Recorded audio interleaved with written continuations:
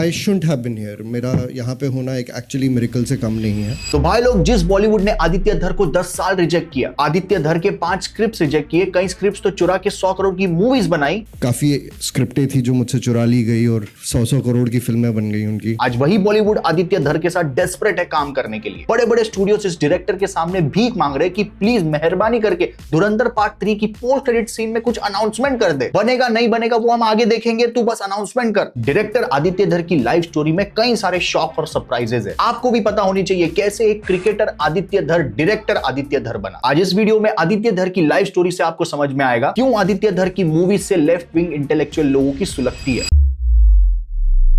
जैसे ही धुरंधर मूवी दिसंबर में रिलीज हुई, जितनी तारीफ मूवी की पीक डिटेलिंग की हुई, उतनी ही तारीफ मूवी की पॉलिटिक्स और कुछ लोग कहते हैं प्रोपेगेंडा। भले ही फिल्म कितनी भी अच्छी क्यों ना हो, लेकिन आखिर में है तो प्रोपेगेंडा ही। कुछ लोगों ने आदित्य को प्रोपेगेंडा फिल्म मेकर का टैग दिया क्योंकि इनकी फिल्म इंडियन आर्मी को पॉजिटिव लाइट में दिखाती है और इन्हीं के साथ करंट गवर्नमेंट को भी पॉजिटिव लाइट में दिखाती है। मध्यरात्रि यानी 8 नवंबर 2016 की रात्रि को 12 बजे से वर्तमान में जारी 500 रुपए और 1000 रुपए के करेंसी नोट लीगल टेंडर नहीं रहेंगे। धुरंधर में आदित्य ने 26/11 के मुंबई अटैक के रियल फोन रिकॉर्डिंग्स यूज की है, जहां ये टेररिस्ट मासूमों को मारने का ऑर्डर दे रहे हैं। ये रॉ और रियलिज्म कुछ लोगों को चुभती है, लेकिन ये बंदा उड़ी के बाद 6 साल तक घुसा रहा इस रिसर्च के अंदर। लेकिन आदित्य धर की फिल्म मेकिंग का एक प्रिंसिपल है, वो वही दिखाता है जिसमें कुछ सच्चाई हो। क्या आप यकीन करोगे, 1300 करोड़ की धुरंधर मूवी बनाने वाला डायरेक्टर, एक ऐसी मेडिकल कंडीशन है उसे जो एक पेज को पढ़ने के लिए 2 दिन ले लेता है। सीवियरली डिसलेक्सिक था, मैं पढ़ नहीं सकता था। 2 पेज या 3 पेज पढ़ने में मेरे को शायद 1 दिन लग जाता। आदित्य धर की कहानी दिल्ली के कश्मीरी पंडित के परिवार से शुरू होती है। आदित्य की मदर दिल्ली यूनिवर्सिटी में फाइन आर्ट्स की डीन रह चुकी है, इसलिए घर पर हमेशा म्यूजिक और आर्ट्स का माहौल रहता था। हम कभी प्लेस के लिए जाते थे, आर्टिस्ट आते रहते थे हमारे घर पे। लेकिन आदित्य को सीवियर डिसलेक्सिया था। जी हाँ, वही जो ईशान अवस्थी को तारे जमीन पर था, आमिर खान को है। इस प्रॉब्लम के अंदर 2-3 पेज पढ़ने के लिए दिन लग जाते हैं। और आदित्य का सपना था आर्मी ज्वाइन करने का, लेकिन इसी प्रॉब्लम की वजह से वो सपना भी टूटा। 5 सितंबर 2006 ये वो दिन था जब 23 साल का आदित्य मुंबई आया। उन्होंने लिरिसिस्ट की तौर पे काम शुरू किया।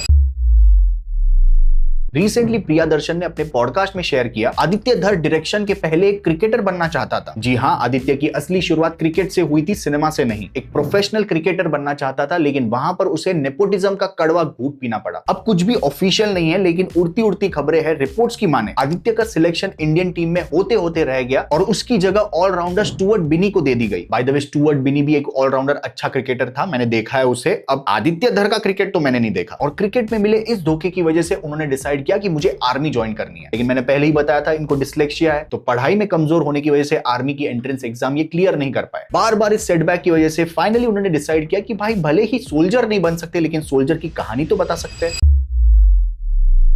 अब शुरू होता है 10 साल का लंबा स्ट्रगल मुंबई शहर में। प्रियादर्शन की आक्रोश मूवी में वो राइटर थे। उनके साथ विशाल भारद्वाज के साथ उन्होंने फिल्म मेकिंग सीखी, और इसी 10 साल के स्ट्रगल के दौरान उन्हें अपनी मूवी भी बनानी थी, जिसके लिए उन्होंने हर एक प्रोड्यूसर का दरवाजा खटखटाया। 2013 में मैं अपनी पहली फिल्म बनाने वाला था, फिर 2016 में अपनी पहली फिल्म बनाने वाला था। हर किसी ने स्क्रिप्ट को रिजेक्ट किया और कुछ लोगों ने तो स्क्रिप्ट ही चुरा ली और 100 करोड़ की मूवी बना दी। लाइफ के इस सबसे लोएस्ट पॉइंट पे आदित्य धर के भाई लोकेश धर, उन्होंने साथ नहीं छोड़ा और फाइनली धर्मा प्रोडक्शन हाउस के साथ एक मूवी क्रैक की इन्होंने।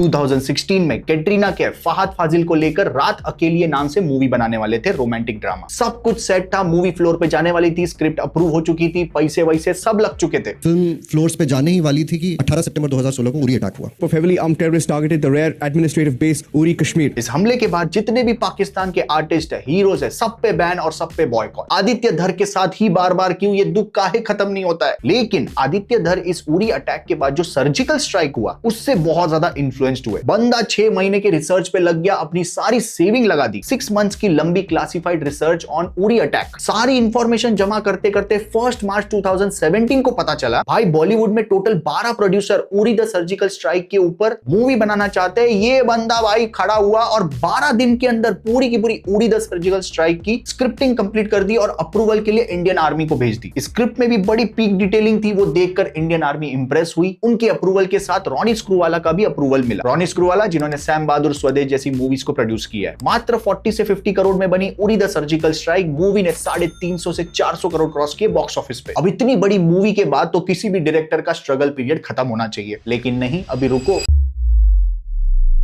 आदित्य धर ने 2020 में अश्वत्थामा का सपना देखा। एक्शन पैक साई-फाई वीएफएक्स से लोडेड इस मूवी में बहुत पैसा लगने वाला था, फिर आया कोविड, ऊपर से मूवी का बजट बहुत ज्यादा है, तो ऐसे रिस्की प्रोजेक्ट्स के ऊपर कोई भी कोविड के वक्त या उसके बाद पैसा नहीं लगाना चाहता। फाइनली आदित्य धर और लोकेश धर दोनों भाइयों ने डिसाइड किया, हमको अगर हमारे मन के हिसाब की मूवी बनानी है तो अपने को अपना खुद का एक प्रोडक्शन हाउस बनाना पड़ेगा। उसके बाद 2021 में B26 स्टूडियोज ओपन किया दोनों भाइयों ने। उसी के अंदर इन्होंने यामी गौतम को लेके मात्र 20 करोड़ के अंदर आर्टिकल 370 बनाई और मूवी 110 करोड़ क्रॉस की बॉक्स ऑफिस पे। फिर उसके बाद यामी गौतम के साथ ही धूमधाम मूवी बनाई जो नेटफ्लिक्स को बेची, वो मूवी भी नंबर 1 ट्रेंड की इंडिया में। इन दोनों मूवी के प्रॉफिट को लेकर अपने खुद के B26 स्टूडियो के साथ अराउंड 300 करोड़ की धुरंधर मूवी बनाई जो 7 आवर्स लंबी थी। आदित्य धर सिर्फ एक डायरेक्टर नहीं है, इसके पास एक विजन है, एक मकसद है, ऐसा इंडियन सिनेमा बनाने का है जो ग्लोबल लेवल पे रिप्रेजेंट हो। To make it stand at the same podium where south Korea के लिए पैरासाइट स्टैंड हुई थी। The Oscar goes to Parasite. I also want to reach that position जहां पे हम जब खड़े होंगे तो पूरी दुनिया देखेगी कि हिंदुस्तान से बहुत ही इंटरनेशनल लेवल की film I, and at the same time it's entertaining. 2006 में मुंबई आने से लेकर आज 2026 20 साल लग गए आदित्य धर को इस वक्त बॉलीवुड का नंबर 1 डायरेक्टर बनने के लिए। गलत है वो लोग जो कहते हैं कि आदित्य धर एंटरटेनिंग मूवीज बनाता है। ये ऑफिशियल रिकॉर्डेड है। Uri the surgical strike movie देखने के बाद कई टीनेजर्स इंस्पायर्ड हुए आर्मी ज्वाइन करने के लिए। क्या पता धुरंधर के बाद कोई रॉ एजेंट बनने के लिए इंस्पायर हो। ये वीडियो या इस वीडियो की बातें उन सभी के साथ शेयर करना जिसको 1% का भी डाउट है कि आदित्य धर की मूवी में प्रोपेगेंडा होता है। एक और स्पेशल वीडियो आने वाला है, 10 ऐसी मूवीज जिसमें से आदित्य धर ने इंस्पिरेशन ली है धुरंधर बनाने के लिए। उसके लिए सब्सक्राइब कर लेना। Thank you so much, love you, take care, bye bye.